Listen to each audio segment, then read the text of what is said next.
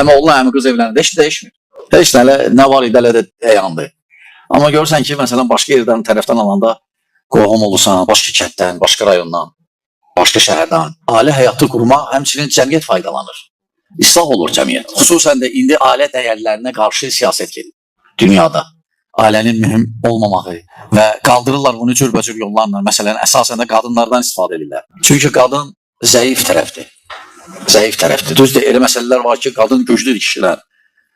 Amma o demək deyil ki, qadın üstündür və ya qadın güclüdür hər şeydə, yox. Başlayırlar ki, məsələn, ailə həyatı qırmaq lazım deyirsən, ki, baxacaqsan ona, qul olacaqsan, qul olma, azad ol, müstəqil ol. Məsələn, evlənmək məsələləri də, məsələn, indi görürsünüz ki, deyirlər ki, erkən yaş, yaxşı, nə vaxt evlənsin? Erkən, yaxşı, 25 yaş qabaq, 25 yaş artıq qocalmış idi. İndiki təbliğata fikir versin, yox, hələm cavandır, həyat gedir.